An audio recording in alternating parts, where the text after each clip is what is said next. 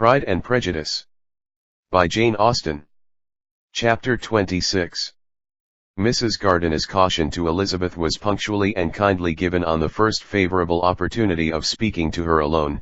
After honestly telling her what she thought, she thus went on. "You are too sensible a girl, Lizzie, to fall in love merely because you are warned against it, and, therefore, I am not afraid of speaking openly. Seriously, I would have you be on your guard. Do not involve yourself or endeavor to involve him in an affection which the want of fortune would make so very imprudent. I have nothing to say against him, he is a most interesting young man, and if he had the fortune he ought to have, I should think you could not do better. But as it is, you must not let your fancy run away with you. You have sense, and we all expect you to use it.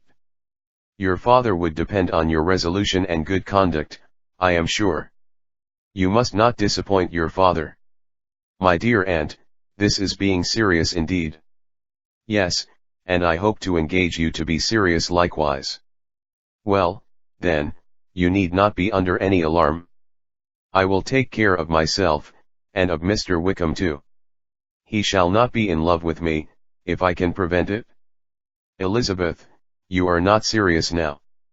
"I beg your pardon, I will try again. At present I am not in love with Mr. Wickham, no, I certainly am not. But he is, beyond all comparison, the most agreeable man I ever saw, and if he becomes really attached to me I believe it will be better that he should not. I see the imprudence of it. Oh! That abominable Mr. Darcy! My father's opinion of me does me the greatest honor, and I should be miserable to forfeit it. My father, however, is partial to Mr. Wickham. In short, my dear aunt, I should be very sorry to be the means of making any of you unhappy, but since we see every day that where there is affection, young people are seldom withheld by immediate want of fortune from entering into engagements with each other, how can I promise to be wiser than so many of my fellow creatures if I am tempted, or how am I even to know that it would be wisdom to resist? All that I can promise you, therefore, is not to be in a hurry. I will not be in a hurry to believe myself his first object. When I am in company with him, I will not be wishing. In short, I will do my best. Perhaps it will be as well if you discourage his coming here so very often. At least, you should not remind your mother of inviting him." "As I did the other day," said Elizabeth with a conscious smile. "Very true, it will be wise in me to refrain from that. But do not imagine that he is always here so often. It is on your account that he has been so frequently invited this week. You know my mother's ideas as to the necessity of constant company for her friends. But really, and upon my honor, I will try to do what I think to be the wisest, and now I hope you are satisfied." Her aunt assured her that she was, and Elizabeth having thanked her for the kindness of her hints, they parted, a wonderful instance of advice being given on such a point, without being resented. Mr. Collins returned into Hertfordshire soon after it had been quitted by the Gardiners and Jane, but as he took up his abode with the Lucases, his arrival was no great inconvenience to Mrs. Bennet. His marriage was now fast approaching, and she was at length so far resigned as to think it inevitable, and even repeatedly to say, in an ill-natured tone, that she wished they might be happy. Thursday was to be the wedding day, and on Wednesday Miss Lucas paid her farewell visit, and when she rose to take leave, Elizabeth, ashamed of her mother's ungracious and reluctant good wishes, and sincerely affected herself, accompanied her out of the room. As they went downstairs together, Charlotte said, "I shall depend on hearing from you very often, Eliza." "That you certainly shall. And I have another favor to ask you. Will you come and see me? We shall often meet, I hope, in Hertfordshire. I am not likely to leave Kent for some time. Promise me, therefore, to come to Hunsford." Elizabeth could not refuse, though she foresaw little pleasure in the visit. "My father and Maria are coming to me in March," added Charlotte, "and I hope you will consent to be of the party." "Indeed, Eliza, you will be as welcome as either of them." The wedding took place, the bride and bridegroom set off for Kent from the church door, and everybody had as much to say, or to hear, on the subject as usual. Elizabeth soon heard from her friend, and their correspondence was as regular and frequent as it had ever been. That it should be equally unreserved was impossible. Elizabeth could never address her without feeling that all the comfort of intimacy was over, and though determined not to slacken as a correspondent, it was for the sake of what had been, rather than what was. Charlotte's first letters were received with a good deal of eagerness. There could not but be curiosity to know how she would speak of her new home, how she would like Lady Catherine, and how happy she would dare pronounce herself to be, though, when the letters were read, Elizabeth felt that Charlotte expressed herself on every point exactly as she might have foreseen. She wrote cheerfully, seemed surrounded with comforts, and mentioned nothing which she could not praise. The house, furniture, neighborhood, and roads, were all to her taste, and Lady Catherine's behavior was most friendly and obliging. It was Mr. Collins's picture of Hunsford and Rosings rationally softened, and Elizabeth perceived that she must wait for her own visit there to know the rest. Jane had already written a few lines to her sister to announce their safe arrival in London, and when she wrote again, Elizabeth hoped it would be in her power to say something of the Bingleys. Her impatience for this second letter was as well rewarded as impatience generally is. Jane had been a week in town without either seeing or hearing from Caroline. She accounted for it, however, by supposing that her last letter to her friend from Longbourn had by some accident been lost. "My aunt," she continued, "is going tomorrow into that part of the town, and I shall take the opportunity of calling in Grosvenor Street." She wrote again when the visit was paid, and she had seen Miss Bingley.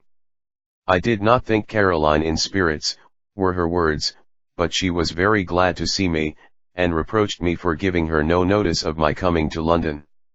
I was right, therefore, my last letter had never reached her. I inquired after their brother, of course. He was well, but so much engaged with Mr. Darcy that they scarcely ever saw him. I found that Miss Darcy was expected to dinner. I wish I could see her. My visit was not long, as Caroline and Mrs. Hurst were going out. I dare say I shall see them soon here." Elizabeth shook her head over this letter. It convinced her that accident only could discover to Mr. Bingley her sister's being in town. 4 weeks passed away, and Jane saw nothing of him. She endeavored to persuade herself that she did not regret it, but she could no longer be blind to Miss Bingley's inattention.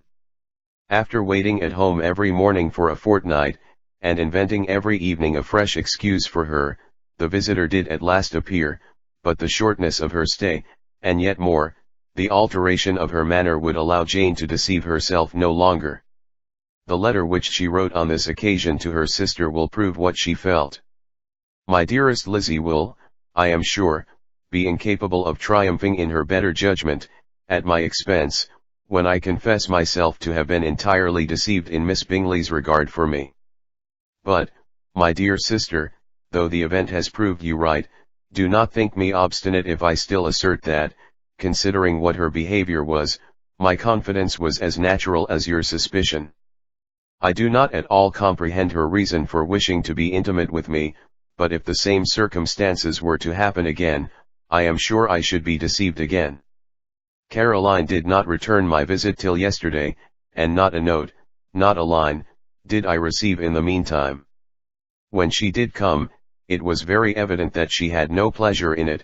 She made a slight, formal apology, for not calling before, said not a word of wishing to see me again, and was in every respect so altered a creature, that when she went away I was perfectly resolved to continue the acquaintance no longer. I pity, though I cannot help blaming her. She was very wrong in singling me out as she did. I can safely say that every advance to intimacy began on her side. But I pity her, because she must feel that she has been acting wrong, and because I am very sure that anxiety for her brother is the cause of it. I need not explain myself farther, and though we know this anxiety to be quite needless, yet if she feels it, it will easily account for her behavior to me, and so deservedly dear as he is to his sister, whatever anxiety she must feel on his behalf is natural and amiable. I cannot but wonder, however, at her having any such fears now, because, if he had at all cared about me, we must have met, long ago.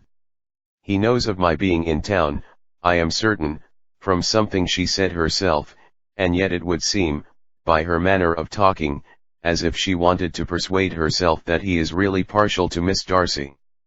I cannot understand it. If I were not afraid of judging harshly, I should be almost tempted to say that there is a strong appearance of duplicity in all this. But I will endeavor to banish every painful thought, and think only of what will make me happy: your affection, and the invariable kindness of my dear uncle and aunt. Let me hear from you very soon. Miss Bingley said something of his never returning to Netherfield again, of giving up the house, but not with any certainty. We had better not mention it. I am extremely glad that you have such pleasant accounts from our friends at Hunsford. Pray go to see them, with Sir William and Maria. I am sure you will be very comfortable there. Yours, etc. This letter gave Elizabeth some pain, but her spirits returned as she considered that Jane would no longer be duped, by the sister at least. All expectation from the brother was now absolutely over. She would not even wish for a renewal of his attentions. His character sunk on every review of it, and as a punishment for him, as well as a possible advantage to Jane, she seriously hoped he might really soon marry Mr. Darcy's sister, as by Wickham's account, she would make him abundantly regret what he had thrown away. Mrs. Gardiner about this time reminded Elizabeth of her promise concerning that gentleman, and required information, and Elizabeth had such to send as might rather give contentment to her aunt than to herself. His apparent partiality had subsided, his attentions were over, he was the admirer of someone else. Elizabeth was watchful enough to see it all, but she could see it and write of it without material pain. Her heart had been but slightly touched, and her vanity was satisfied with believing that she would have been his only choice, had fortune permitted it. The sudden acquisition of £10,000 was the most remarkable charm of the young lady to whom he was now rendering himself agreeable, but Elizabeth, less clear-sighted perhaps in this case than in Charlotte's, did not quarrel with him for his wish of independence. Nothing, on the contrary, could be more natural, and while able to suppose that it cost him a few struggles to relinquish her, she was ready to allow it a wise and desirable measure for both, and could very sincerely wish him happy. All this was acknowledged to Mrs. Gardiner, and after relating the circumstances, she thus went on: I am now convinced, my dear aunt, that I have never been much in love, for had I really experienced that pure and elevating passion, I should at present detest his very name, and wish him all manner of evil. But my feelings are not only cordial towards him, they are even impartial towards Miss King. I cannot find out that I hate her at all, or that I am in the least unwilling to think her a very good sort of girl. There can be no love in all this. My watchfulness has been effectual, and though I certainly should be a more interesting object to all my acquaintances were I distractedly in love with him, I cannot say that I regret my comparative insignificance. Importance may sometimes be purchased too dearly. Kitty and Lydia take his defection much more to heart than I do. They are young in the ways of the world, and not yet open to the mortifying conviction that handsome young men must have something to live on as well as the plain.